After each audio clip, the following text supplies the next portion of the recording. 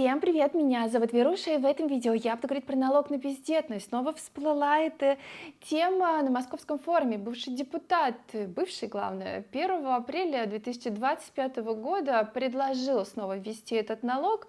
Он, кстати, может затронуть нехилое количество, цифра такая нехилая, 30 миллионов мужчин. Вообще дискриминация постоянная мужчин, то есть законы против мужчин сейчас, этот налог на бездетность на мужчин, женщины в стороне остаются, как будто только мужчины не хотят детей. Я считаю, что на форуме нужно говорить больше о первопричинных проблемах, почему люди сейчас не создают семьи, я уж не говорю про крепкие семьи, это тоже сейчас достаточно сложно. Вот об этом, я считаю, нужно говорить. То есть создали такие условия, как вот этот депутат сказал, что не надо жить для себя, выбирать для себя, жить нужно для семьи, там, да. Вот, то есть сначала создали такие условия, что людям понадавали всех этих вещей, вовсю цветет капитализм, идет развращение молодежи в большом количестве женщин, у которых совершенно неправильное представление о семье, о муже, ролей, о том, что она должна, что нужно, значит, перестать женщинам гоняться за всеми этими Дубаями, за бриллиантами, роскошествами вот этими. Очень много можно посмотреть из средств, особенно в последнее время, чем заканчивается вся эта погонка за роскошью. Ну и просто ценности переставили на место. Такая фраза есть: главные вещи в жизни — это не вещи. А сейчас у нас главное в жизни — это вещи. А теперь, значит, давайте-ка мы в обратную погоним людей. Но так не бывает. Нужно, как правильно, какая-то женщина, по-моему, детский омбудсмен сказала о том, что нужно изначально философию менять людей. Вот я считаю, это правильная очень идея. В общем, сегодня об этом поговорю, что я вообще думаю об этом налоге, и поговорю сегодня немножко конспирологию затрону, о теории заговора, что ждет в будущем людей, как это вписывается вот эту вот все всплывающую, периодически потухающую тему о налоге на бездетность. Знаете, вот такое вот слово есть, эбутизм называется, когда вроде бы что-то говорится что-то, но ничего не делается. Вот мне кажется, что это очень похоже на то, что могут люди видеть. Не то, что сейчас семью создавать, а некоторым просто даже жить становится тяжело. В общем, сегодня будет такая серьезная, на мой взгляд, тема. Так, ну 20% хотят забирать от зарплаты, вообще-то это немало. И, значит, эту идею со всем этим налогом восприняли с аплодисментами. Ну, не все, правда, и, значит, такие там тоже были фразы, что как бы без семьи нет будущего, вот никакого следа там человек не оставит после себя, ну и все в таком духе. Как было раньше, этот налог был и для женщин, и для мужчин, все по справедливости. Вот когда я говорю про справедливость, хочется сразу сказать слово социализм. Вот, может быть, его нужно вернуть, потому что при капитализме человек портится очень сильно. То есть нужно снова менять в сознание людей то, что человека можно заменить какой-то вещью. Вообще считается сейчас, что 2025 год, он такой поворотный, да, посмотрим, как дальше будут развиваться события. Но что действительно, мне кажется, нужно менять?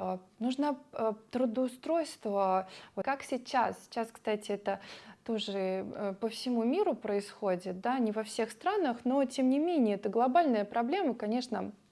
Страны не автономные, поэтому вся эта вся повестка, она, конечно же, распространяется на весь мир. Значит, проблема с работой, да, чтобы зарплата была достойная.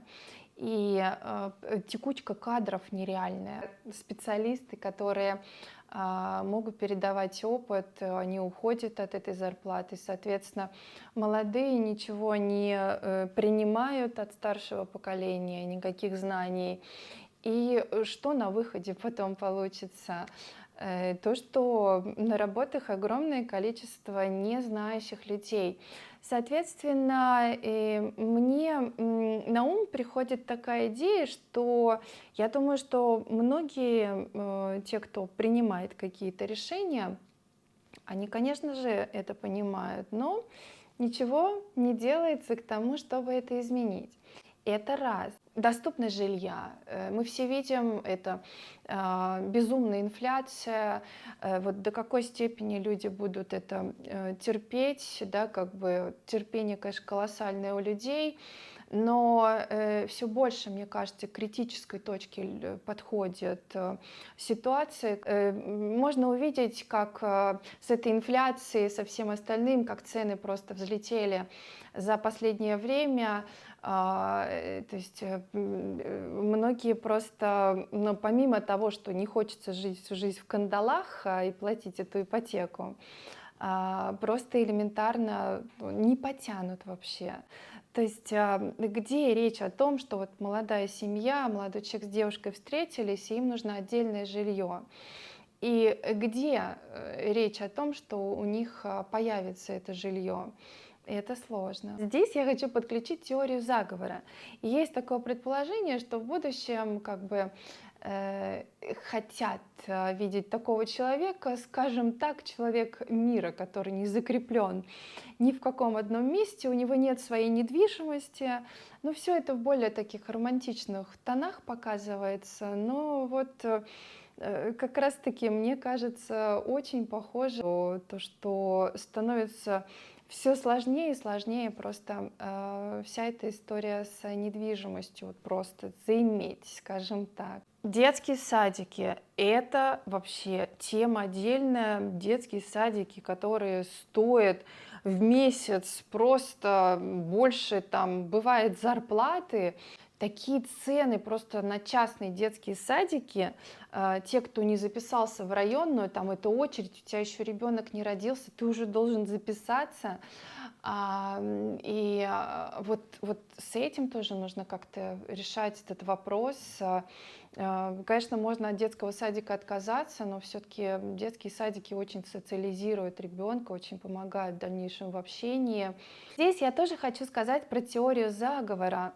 Ну, действительно, если бы так беспокоились о деторождении, о населении, то, наверное, бы мы питались хорошими продуктами, а не тем, что сейчас можно увидеть на прилавках. Просто это порой бывает просто очень опасно вообще употреблять в пищу.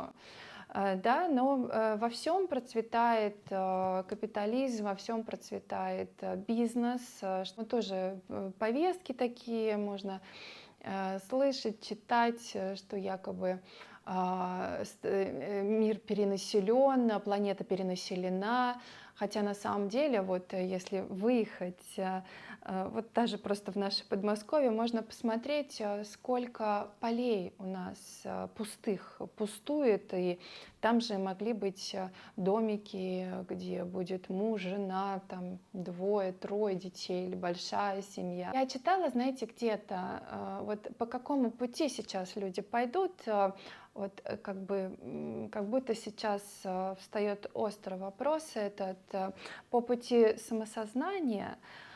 Или вот можно увидеть, да, то, что хотят сейчас впихнуть в сознание людей. По-моему, все очень открыто показано, что может ожидать человечество и кто в какой роли будет. Ну а касаемо моего мнения насчет налога на бездетность, вы знаете, я согласна с тем, и, кстати, некоторые политики тоже об этом говорят, что, ну, может быть, надо перестать уже лезть в жизни людей. И так, мне кажется, много правил, много законов, много всего. Оставьте вы частную личную жизнь и выбор человека для его самого.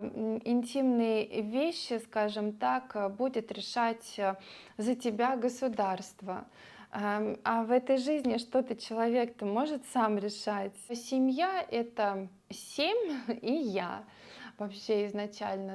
То есть я слово присутствует, оно не просто так присутствует. Вообще раньше очень серьезно относились к словам, к буквам. И действительно, если задуматься, то семья, наверное, начинается с «я», с каждого человека. А сейчас у нас семья может начинаться с кого-то другого. То, что он не покупал этой девицы, которая себе напридумывала, что она хочет, потому что видит во всех сетях то, что другим девочкам все это покупают, все эти вещи, которые никогда не заменят на самом деле теплого и человеческого отношения. Читала информацию о том, что все-таки налог этот вводить не будут, но, по крайней мере, сейчас, не знаю, что будет дальше. Я считаю, что это разумное решение, особенно для мужчин, которые уж настолько уже со всех сторон они просто уже дышать скоро будет спокойно, сложно. Поэтому хотелось бы больше направить силы и говорить на форумах о причинах, которые я сегодня озвучила, действительно важные, о которых говорят также многие мужчины, потому что проблем еще идет очень много от самих женщин. Я даже не буду предполагать реакцию мужчин, я просто знаю, что это возмущение для многих. Вся эта история с налогом на бездетность. Сейчас, особенно вот в современное время, когда все делается, ну, против семьи, к сожалению. Всем спасибо большое за внимание. Увидимся уже на следующей неделе. До новых встреч. Пока.